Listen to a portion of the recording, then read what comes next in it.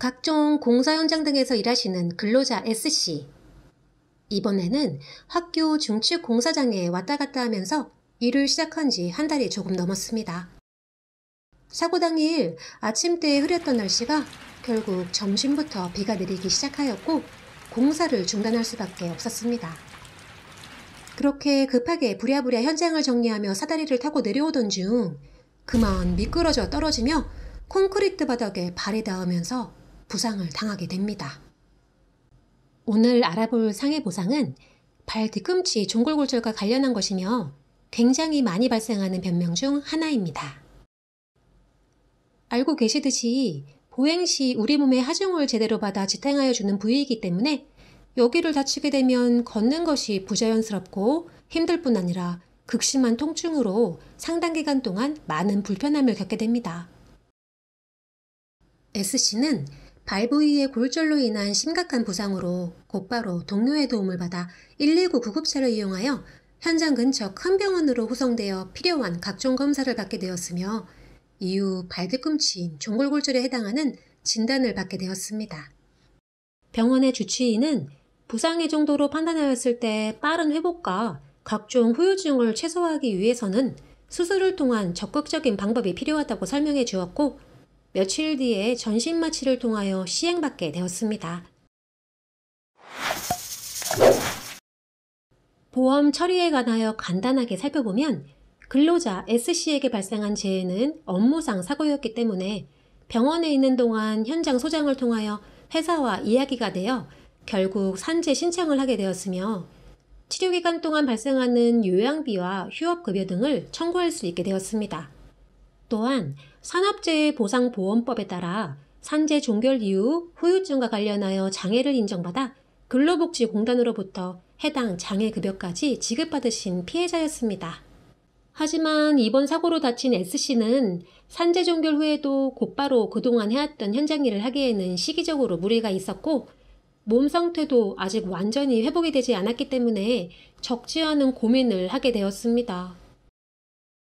이러던 중에 상해보상 전문가인 손해사정사를 알게 되어 발뒤꿈치 골절로 인한 각종 보험금을 정당하게 지급받게 되었으며 향후 수개월간 제대로 일을 하지 못하는 상황에서 경제적으로 도움이 되셨다고 만족해 하셨습니다.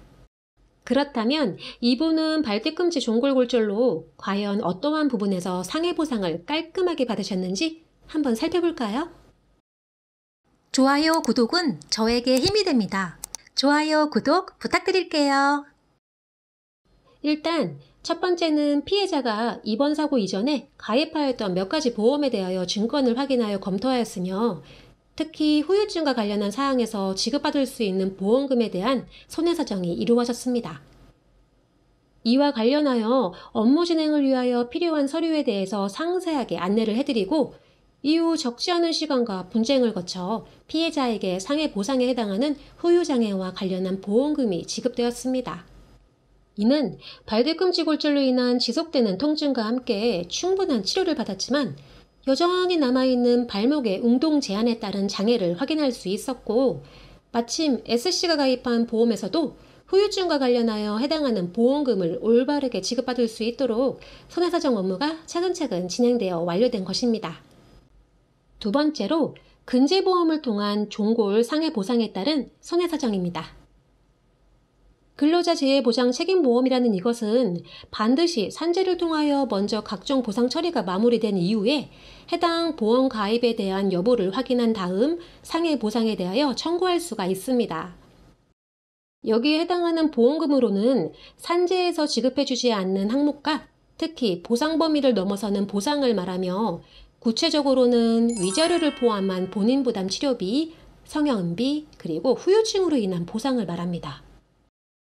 앞서 계속 이야기해드린 S씨의 사례에서도 소속된 회사를 통하여 근제보험이 가입되어 있다는 것을 확인할 수 있었고 해당하는 보험증권과 근로계약서 등의 서류를 확인하여 책임 범위 한도에 대하여 면밀하게 검토 후 손해사정 업무가 진행되었습니다.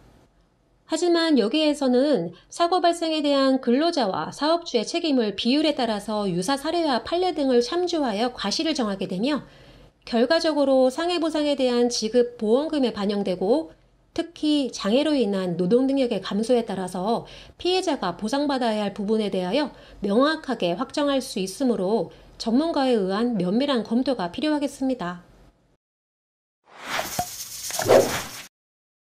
이처럼 발뒤꿈치 골절로 인하여 다치게 되어 상당한 기간 동안 치료를 받게 되었을 때 깔끔한 상해보상 사정을 통하여 해당하는 정당한 보상이 이루어질 수 있도록 피해자분의 곁에서 이와 관련한 손해사정 업무를 전문적으로 수행하는 것이 저희 선사의 역할입니다. 물론 종고를 다치신 모든 분들이 수술을 하시는 것이 아니듯이 같은 병명이라도 최종 호전 상태에 따라서 후유증의 여부와 그 정도가 달라질 수 있으며 또한 보험의 가입 여부와 한도에 따라서도 지급될 수 있는 보험금이 차이가 날 수 있다는 것을 생각하시기 바랍니다. 여기까지 발뒤꿈치 종골골절과 관련된 상해 보상에 대하여 간단히 알아보았습니다.